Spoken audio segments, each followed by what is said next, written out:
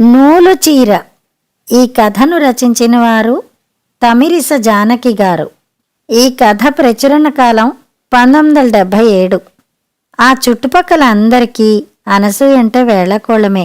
ఆవిడెదురుగా ఉన్నప్పుడు బురదలో రాయి వేయడం ఎందుకని ఊరుకుంటారు గాని ఆవిడటు వెళ్ళగానే వాళ్లల్లో వాళ్ళు నవ్వుకోకుండా ఉండరు. తన పద్ధతే కరెక్టు, తన పిల్లలే గొప్ప, తన పిల్లల్ని మించిన వాళ్ళు ఈ ప్రపంచంలో లేరు అనుకుంటుందావిడ. ప్రతి పండక్కి, అది ఏ పండగైనా సరే, కొడుక్కి కూతురికి కొత్త బట్టలు కుట్టిస్తుంది. తను ఖచ్చితంగా ప్రతిసారి కొనుక్కుంటుంది. అవన్నీ కూడా చాలా ఖరీదైనవే తప్ప ఆ మాత్రం ఈ మాత్రం లాంటివి కంటి కానవు. ప్రతి నెల పుట్టింటి వాళ్ళు డబ్బు పంపాల్సిందే.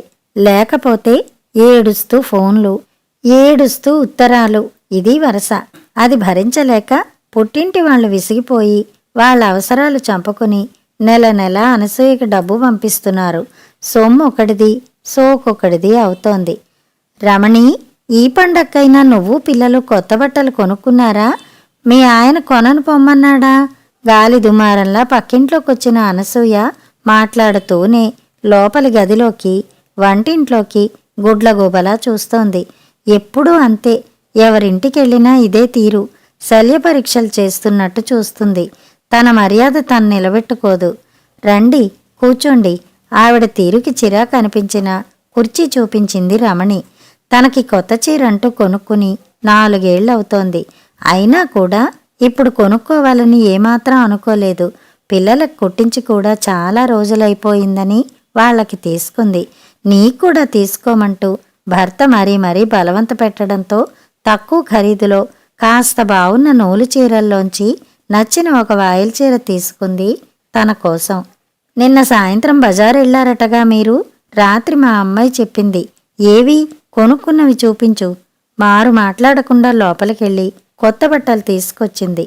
ఏ షాపులో కొన్నారు? మన ఈ వీధి చివరుంది కదా బట్టల కొట్టు, అందులోనే. అంత చిన్న కొట్లోనా? నేనైతే పెద్ద పెద్ద షాపుల్లో తప్ప కొనుక్కోను. ఇవా కొన్నది? వాయిల్ చీర కొనుక్కున్నావా ఉగాదికి? ఇంతకంటే కొనిపెట్టనన్నాడా మీ ఆయన? దీర్ఘం తీసింది. మెడ పట్టుకుని బయటికి గెంటాలనిపించింది రమణికి. కోపం దిగమింగుకుంది. అప్పనంగా పుట్టింటి నుంచి రాబట్టుకోలేదు. మా ఆయన సంపాదనతో నాకు కావలసింది కొనుక్కున్నాను లోపలే అనుకుంది తప్ప పైకి ఏమీ మాట్లాడలేదు. కారణం బురదలో రాయి వేయడం ఇష్టం లేక. ఈ మనిషికి ఎప్పటికీ అర్థం కాదది. అర్థం చేసుకోదు కూడా. ఉండు, నేను కొనుక్కున్నది తీసుకొస్తాను, చూద్దుగాని. గబగబా ఇంటికెళ్ళి తన కొత్త పట్టుచీర తీసుకొచ్చింది. చేతిలోకి తీసుకుని చూసి బావుంది అంటూ చిరునవ్వుతో తిరిగి ఇచ్చేసింది రమణి. అబ్బా, ఎంత బావుందో, ఎంత ఖరీదైన చీరో అంటూ అసూయ పడిపోతూ చూస్తుందనుకుంది. అదేమీ లేకపోవడంతో, ఇలా చూసి అలా ఇచ్చేయడంతో మూతి ముక్కు తిప్పుకుంటూ ఇంట్లోకొచ్చింది. అనుకున్నదొకటి, అయినది ఒకటి. బోల్తా కొట్టిందిలే బుల్బుల్ పిట్ట. బల్ల మీద దరువేస్తూ హుషారుగా పాటందుకున్న భర్తని కొరకొరా చూసింది. ఉగాది రోజు రమణి పిల్లలు కొత్త బట్టలు కట్టుకున్నారు. అవి నూలు బట్టలైనా వాళ్ల మొహాల్లో ఆనందం వెలువిరుస్తోంది. పట్టుచీర కట్టుకున్నా కూడా అనసూయ మొహంలో ఆ వెలుగు లేదు. తన చీర కంటే ఖరీదైన పట్టుచీర ఎదురింటి కామాక్షి కొనుక్కుంది. అది కూడా చెన్నై నుంచి కొని తెచ్చుకుందన్న దుగ్ధ ఆవిడ గారి మనసును తొలిచేస్తోంది. ఇక సంతోషం ఎక్కడా ఆ మనిషికి? మొహంలో చిరాకులు, చిటపటలు తొంగి చూస్తున్నాయి. నిధి చాలా సుఖమా, రాముని సన్నిధి సుఖమా? బృందావనమది అందరిది, గోవిందుడు అందరి వాడేలే. కూనిరాగాలు తీస్తున్న భర్త మీద గయ్యమని విరుచుకుపడింది. ఏమిటిది అర్థం లేకుండా? శాస్త్రీయ సంగీతం, సినిమా సంగీతం, ఆ కలగలుపులేమిటి? పైగా పాట తెలియకపోతే ఊరుకోవచ్చుగా. ఈసునసూయలు, ఈసునసూయలు అంటూ చిల్లుపడ్డ రికార్డులా ఏమిటా గోల? చిర్రుబుర్రులాడింది. అటు కామాక్షి మీద మాత్రమే కాదు, ఇటు భర్తగారి మీద కూడా మండుకొచ్చి. మండదు మరి? పాపం తలుచుకుంటే. నా సంపాదన ఎంతో, దాంట్లోనే గుట్టుగా సంసారం చేసుకోవడం నేర్చుకో అనసూయ. పెళ్ళయి ఇన్నేళ్లైనా పుట్టింటి వాళ్ళని ఇబ్బంది పెట్టడం మంచి పద్ధతి కాదంటూ నీతి బోధలు చేస్తూ ఉంటాడయ్యే మరి.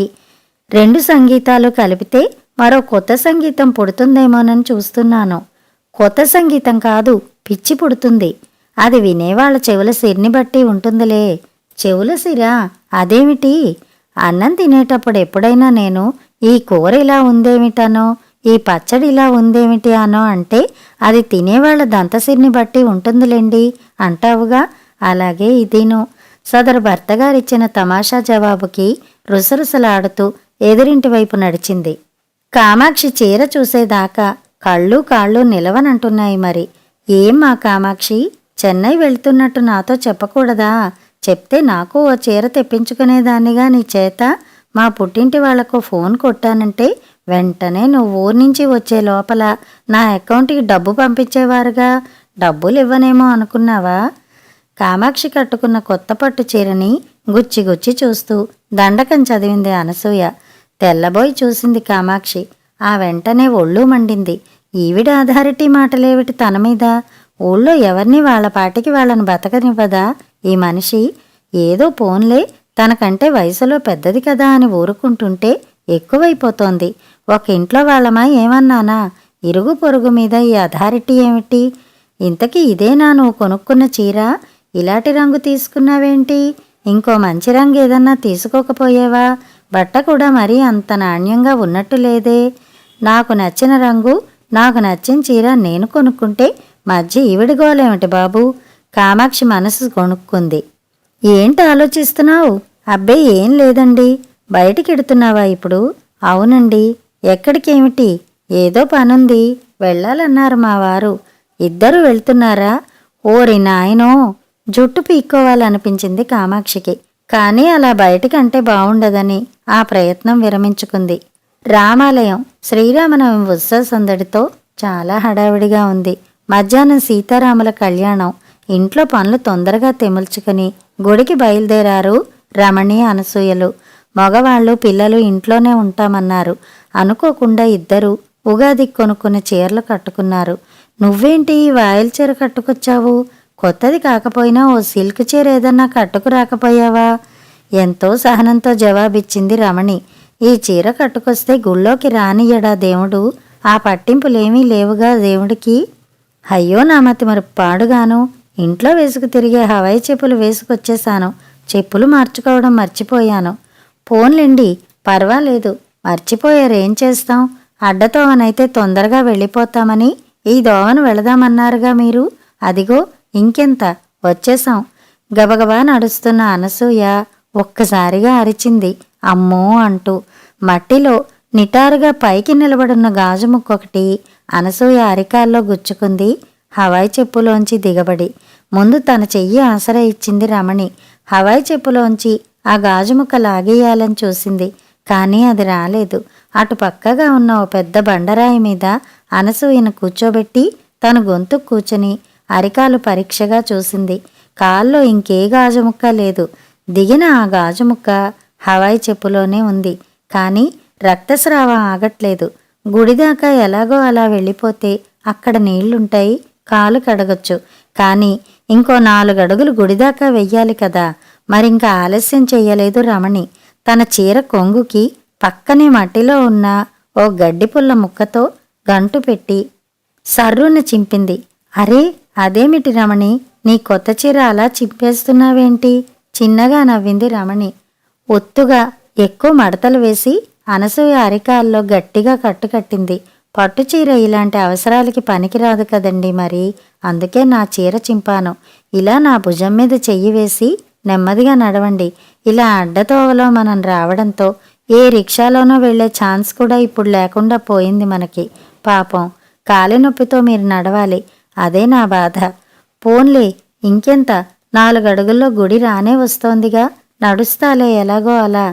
అడ్డదోవలో మనం రావడంతో అన్న రమణి మాట ఏదో గుర్తుకి తెచ్చినట్టయింది అనసూయకి. నెలసరి జీతం తప్ప ఆఫీసులో లంచాలేమీ తన భర్త పుచ్చుకోడని కస్సుబుస్సులు ఆడుతూనే ఉంటుంది తను.